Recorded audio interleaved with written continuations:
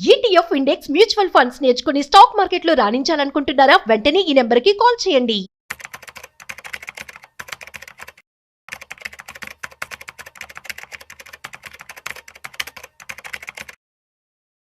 రీసెంట్గా మనము compound interest సంబంధించినటువంటి ఒక వీడియో చేయడం జరిగింది. సో చాలా మంచి రెస్పాన్స్ అయితే రావడం జరిగింది. అండ్ సో కాంపౌండ్లో కనుక మీరు కనుక పెట్టుబడి పెట్టినట్లయితే సో దాని మీద వచ్చేటువంటి రిటర్న్స్ మీరు అమేజింగ్ అని చెప్పుకోవాలి. ముఖ్యంగా మనం చూస్తూ ఉన్నట్లయితే స్టాక్ మార్కెట్ కావచ్చు, మ్యూచువల్ ఫండ్స్ కావచ్చు, ఇందులో అసలు కాంపౌండింగ్ అనేది ఎలా జరుగుతుంది, సో అసలు ఎంత పెడితే ఎంత రిటర్న్స్ మనకి వస్తాయి, ఈ విషయాలు మనతో చెప్పడానికి ఇవాళ మనతో మ్యూచువల్ ఫండ్స్ ఏఐఎఫ్ అదేవిధంగా పిఎంఎస్ డిస్ట్రిబ్యూటర్ సాల్మన్ బోనిగల్ గారు ఉన్నారు. సో వారి మాటలోనే మరింత సమాచారం అడిగి తెలుసుకుందాం. So hi, hello, namaste, welcome to Suman TV. నేను మీ Rajeev Pasupuleti. So let's start. Hi sir, నమస్తే. నమస్తే అండి రాజీవ్ గారు. సార్ ఎలా ఉన్నారు? బాగున్నాండి, దేవుడి వల్ల. యా సార్, మనం కాంపౌండ్ ఇంట్రెస్ట్ గురించి చాలా బాగా మాట్లాడుకుంటూ ఉంటాం. అసలు పవర్ ఆఫ్ కాంపౌండింగ్ అంటే ఏమంటారు? అండ్ సో స్టాక్ మార్కెట్లో కావచ్చు, మ్యూచువల్ ఫండ్స్లో కావచ్చు ఎలా వర్క్ అవుతూ ఉంటుంది? Power of compounding 8th wonder of the world. అవును, ఆల్బర్ట్ ఐన్స్టీన్ గారు అన్నారు. రాజీవ్ గారు చూడండి, మ్మ్. కామన్ మ్యాన్ కి అర్థమయ్యేలాగా మనం ట్రై చేద్దాం. ప్లీజ్ చూడండి, ఇప్పుడు రూల్ ఆఫ్ 72 అని ఒకటి ఉంది. అవును, అంటే 72ని మనకు వచ్చే రిటర్న్ తో డివైడ్ చేస్తే ఎన్ని సంవత్సరాలకి డబ్బు డబుల్ అవుతుంది. ఓకే. ఇప్పుడు ఎఫ్డీలో ఎంత వస్తుందండి మనకి? అరౌండ్ మనకి ఇప్పుడు తగ్గిపోయింది సార్, 5.5 అనుకోవచ్చేమో, 6%. 7 అనుకోండి, సరే ఎక్కువ చెప్దాం మనం, 7 అనుకోండి. Okay. అంటే ట్యాక్స్ తీసేస్తే 5.5, మీరు అన్నట్టు 30% స్లాబ్ లో ఉన్న వాళ్ళు తీస్తే 5. సరే, కొన్ని ప్రైవేట్ బ్యాంక్స్ ఇస్తున్నాయంటే 7 అనుకోండి. సరే, 72 డివైడెడ్ బై 7, నేను ఇంకెక్కువ ఇస్తున్నాను. 72 డివైడెడ్ బై 7% ఎఫ్డి వస్తుంది. 10 సంవత్సరాలకి డబ్బు డబల్. అవును, సపోజ్ 30 ఇయర్స్, మీకు 30 ఇయర్స్ అండి రాజీవ్ గారు, ఎగ్జాంపుల్ చెప్తున్నాను. ఓకే, 10 లక్షలు మీ దగ్గర ఉన్నాయి. 40 ఇయర్స్ కి అంటే 10 సంవత్సరాలకి డబ్బు డబుల్ అయింది. ఎఫ్డీలో పెడితే మీరు 40 ఇయర్స్ కి 20 లక్షలు అవుతుంది. అవును, 50 ఇయర్స్ కి 40 లక్షలు, 40 లక్షలు, 60 ఇయర్స్ కి 80 లక్షలు అవుతుంది. Okay, double. Okay, double double, ప్రతి 10 ఏళ్ళకి డబుల్ అవుతుంది. 30 ఏళ్ళప్పుడు మీ దగ్గర 10 లక్షలు ఉంటే 40కి ఎఫ్డీలో సేవ్ చేస్తే, అంటే డిపాజిట్ చేస్తే 60 సంవత్సరాలకి మీ డబ్బు 80 లక్షలు అవుతుంది. ఓకే, 7% తో. అంటే మనం ఇంకా ట్యాక్స్లు అవేం తీయలేదు. అజ్యూమింగ్ మనం ఇప్పటి నుంచి 30 ఏళ్ల పాటు 7% ఉంది అనుకుంటే, జనరల్ గా దేశం ఎంత అభివృద్ధి చెందితే ఆర్థికంగా వడ్డీ రేట్లు అంత తగ్గుతాయి. అవును, అయినా ఇది అర్థం కావటం కోసం కాబట్టి ఈ ఉదాహరణ చెప్తున్నాను నేను. ఓకే, 60 ఏళ్ళు వచ్చే వరకు 10 లక్షలు మాత్రమే, 10 లక్షలు వచ్చి 80 లక్షలు అవుతుంది. అవును, ఇప్పుడు నేను మీకు సూటిగా అడుగుతున్నాను రాజీవ్ గారు, చెప్పండి. సెన్సెక్స్, మీరు కావచ్చు, మన ఎపిసోడ్ చూసే వ్యక్తులు ఎవరైనా సరే, సెన్సెక్స్ రిటర్న్స్ సిన్స్ ఇన్సెప్షన్, అంటే సెన్సెక్స్ స్టార్ట్ అయింది 79, అప్పటి నుంచి ఇప్పటి వరకు అంటే 45 సంవత్సరాలు, 46 సంవత్సరాలు. అవును, మీరు రిటర్న్స్ చూడండి, అరౌండ్ 18.6% ఇవ్వడం జరిగింది ఉంది. సరే, నేనేమంటున్నానంటే 18 తీసుకోవద్దు, 12%. అందులో కూడా తక్కువ, 12%. ఎఫ్డీలోనే ఎక్కువ తీసుకున్నాను, అవును, ఇక్కడ తక్కువ తీసుకున్నాను. ఓకే, 12% వచ్చింది అనుకోండి. నిఫ్టీ రిటర్న్స్ సిన్స్ ఇన్సెప్షన్ అని గూగుల్లో మీరు టెక్స్ట్ చేయండి, చూసే వ్యూవర్స్ ఎవరైనా అరౌండ్ 12 to 14% కంఫర్టబుల్ గా నిఫ్టీలో వచ్చినాయి. అవును, ఒక సంవత్సరం ఎక్కువ కావచ్చు, ఒక సంవత్సరం యావరేజ్ గా చెప్తున్నాను నేను. అవును, సో అది కూడా 12% అనుకోండి. ఓకే, ఇప్పుడు 72 డివైడెడ్ బై 12, రూల్ ఆఫ్ 72 అంటే 72 డివైడెడ్ బై 12 అంటే 6 ఇయర్స్ కి డబ్బు డబల్. అవును, మీరు 30 ఇయర్స్ లో 10 lakhs ఉన్నాయి, 36 కి 20 lakhs, 42 కి అగైన్ 40 lakhs, 40 lakhs, 48 కి 80 lakhs, 80 lakhs, 54 కి 1.60 అంటే 1,60 లక్షలు. అవును, 60 ఇయర్స్ కి 3.2 crores, 3,20 లక్షలు. అవును, ఇది పవర్ ఆఫ్ కాంపౌండ్. ఇక్కడ 80 లక్షలు, అక్కడ 3.2 crores అయిపోయింది. అంటే ఇక్కడ ప్రజలు అర్థం చేసుకోవాల్సింది ఏమిటంటే, పర్సంటేజ్ లో మీకు వచ్చింది 5% డిఫరెన్స్. అవును, డబ్బులో మీరు క్యాల్కులేట్ చేసుకుంటే 12% తో ప్రతి 6 ఏళ్ళకి డబ్బు డబుల్ అవుతుంది. అవును, పవర్ ఆఫ్ కాంపౌండింగ్ ఎంత తక్కువ పెడుతున్నాం అన్నది కాదు, ఎంత లాంగ్ ఉన్నాం అన్నది. వారెన్ బఫెట్ గారు 65 ఏజ్లో ఆయన $84 బిలియన్ సంపద సృష్టించబడింది ఆయనకంటే ఈక్విటీస్లో ఎప్పుడు కూడా డబ్బు పెట్టిన తర్వాత వెయిట్ చేస్తే మిక్కిలి ఈక్విటీస్ అనే కాదు పవర్ ఆఫ్ కాంపౌండింగ్ ఎట్లా వర్కౌట్ అవుతుందంటే ఎన్ని సంవత్సరాలు డబుల్ అవుతుంది అన్నది మనం తెలుసుకుంటాం కదా, టైం ఇవ్వాలి. అందుకే నేను మీ ద్వారా ఏం చెప్తున్నానంటే రాజు గారు, యూత్ బఫెట్ గారికి లేనిది మీకున్నది ఏజ్. యూత్ ఈక్విటీస్లోకి వచ్చి కంపెనీస్లో ఓనర్స్ అయ్యి అంటే సిస్టమేటిక్గా రండి, ఏది పడితే అది ట్రేడింగ్ అవి కాదు, సిస్టమేటిక్ వచ్చి వెయిట్ చేయగలిగితే వీక్లీ సంపద సృష్టించుకోవచ్చు. ఓకే. రెండవ ఎగ్జాంపుల్, ఇప్పుడు 10 లక్షలు ఉండకపోవచ్చు ఆబ్వియస్గా.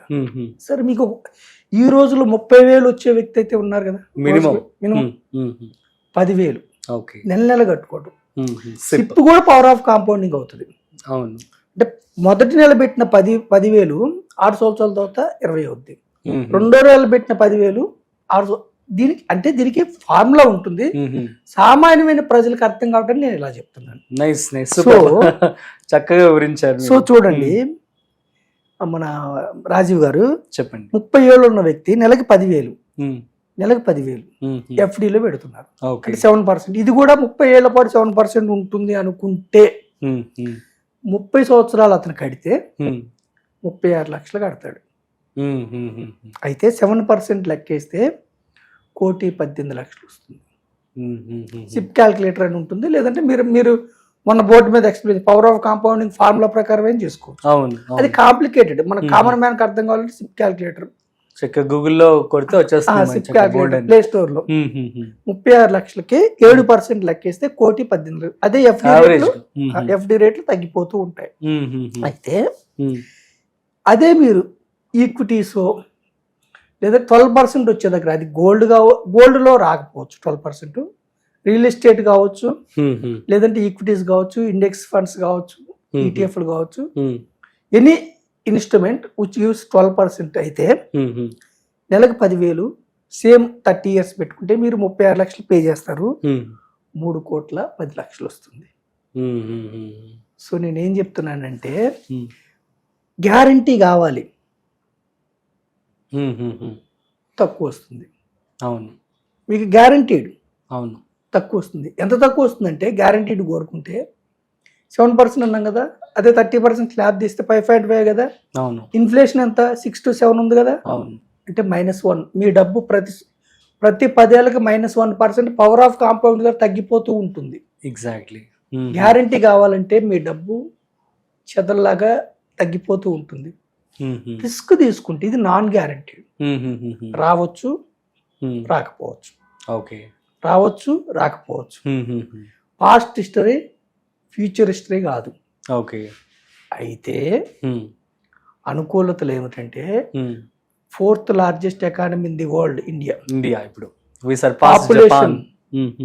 Population top second, youth youngest average age 29. అన్ని కంపెనీస్ కి, ఫ్యాక్టరీస్ కానీ, ఐటీ కంపెనీ, ఏ కంపెనీస్ కైనా తక్కువ జీతంతో పనిచేసేది వనరులు ఉన్న దేశం, మానవ వనరులు ఉన్న దేశం మనదే. అవును, ఎగ్జాక్ట్లీ. నమ్మండి నమ్మకపోండి, నెక్స్ట్ 35 నుంచి 50 years లో ఈవెన్ చైనా అమెరికాను కూడా బీట్ చేసి we will become first largest in the world. ఇప్పుడు మనం మ్యానుఫ్యాక్చరింగ్ మీద కాన్సన్ట్రేట్ చేసాం, ఇంతవరకు మ్యానుఫ్యాక్చరింగ్ మీద కాన్సన్ట్రేట్ చేయాలి. ఇంతకుముందు యాపిల్ ఫోన్స్ ఎక్కువ ఎక్స్పోర్ట్ చైనా నుంచి అయ్యేవి అమెరికాకి, ఇప్పుడు మనం చేస్తాం. అంటే అమెరికా పొల్యూషన్ అని వాళ్ళ ఇండస్ట్రీస్ పెట్టుకోలే. ఎవరైనా అమెరికాకి ఎందుకు ఎక్స్పోర్ట్ చేస్తారంటే వాళ్ళు కొనుక్కుంటారు, వాళ్ళ ఎకానమీలో స్ట్రాంగ్. ఇప్పుడు మనము మెడిసిన్స్ కానీ, ఐటీ సర్వీసెస్ కానీ, మ్యానుఫ్యాక్చరింగ్ ఇప్పుడు మనకు అనుకూలతలు, టారిఫ్లు కూడా మన మీద 25%, వియత్నాం మీద, చైనా మీద 47, 54 అలా ఉన్నాయి. మనకిప్పుడు ఇప్పుడు పరిస్థితుల్లో మనము నెక్స్ట్ ఈ స్థితిలో ఎవరైతే యూత్ ఆపర్చునిటీ యూజ్ చేసుకోండి. ఇంతకుముందు చరిత్ర లేదు, సెన్సెక్స్ చరిత్ర, నిఫ్టీ చరిత్ర, మా సమయంలో పెద్దగా ఈక్విటీస్ గురించి తెలియదు. ఇప్పుడు మీకు సెల్ ఫోన్స్ కానీ అసలు ఎక్కువ ఇన్ఫర్మేషన్ బాగా వచ్చేస్తుంది. డిజిటల్ నాలెడ్జ్ వల్ల కానీ మిక్కిలి నాలెడ్జ్ ఈ క్రమంలో మీరు And ఎందుకు ఇంకా మీకు నాలెడ్జ్ అంటే మనమే ఇస్తున్నాం రోజు, సో ఇప్పటి నుంచి అయినా మీరు ఫాలో అవ్వచ్చు. ఈ క్రమంలో నేను ఏం చెప్తున్నా సైబర్ నేరాలు అవుతున్నా, ఎక్కడెక్కడ నుంచో కాల్స్ వస్తే అత్యాశకు పోయి పాంజీ స్కీమ్స్ కానీ, బెట్టింగ్ యాప్స్ కానీ, లోన్ యాప్స్ కానీ, తర్వాత రమ్మి, గుర్ర పందాలు, ఇవి అవాయిడ్ చేయండి. స్పెక్యులేషన్ అంటే నదిలో డబ్బులు కాయిన్స్ ఇసిరారండి, వస్తాయా దొరుకుతాయా?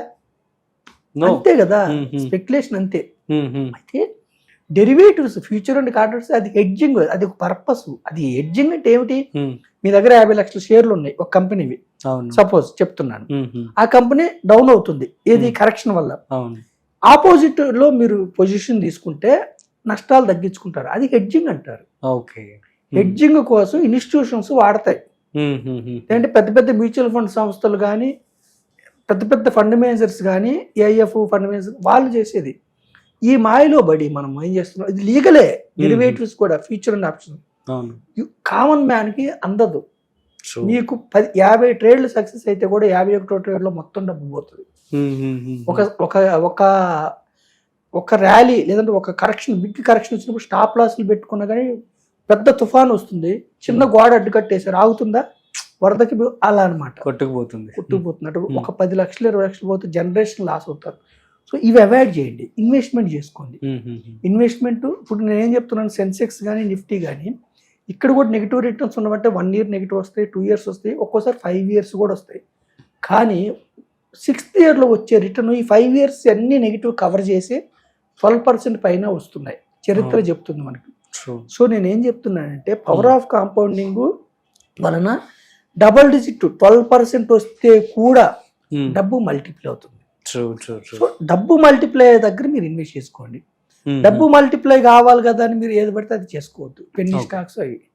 సో చక్కగా సంప్రదాయబద్ధంగా ఎకానమీలో పార్టిసిపేట్ అవ్వండి. ఇండెక్స్ ఫండ్స్ కానీ, ఈటీఎఫ్లు కానీ, డైవర్సిఫైడ్ యాక్టివ్ మ్యూచువల్ ఫండ్స్ కానీ. లేదు మీరే స్టాక్స్ కొనుక్కున్నారు అనుకోండి, ఒక బ్యూటిఫుల్ పోర్ట్ఫోలియో, ఒక 20 స్టాక్స్ డీసెంట్ అమౌంట్ తో బ్యూటిఫుల్ 20 స్టాక్స్. బియాండ్ 20 అవసరం లేదు, ఎక్కువ డైవర్సిఫికేషన్ చేసుకుంటే మళ్ళీ రిస్క్ ఏం తగ్గదు.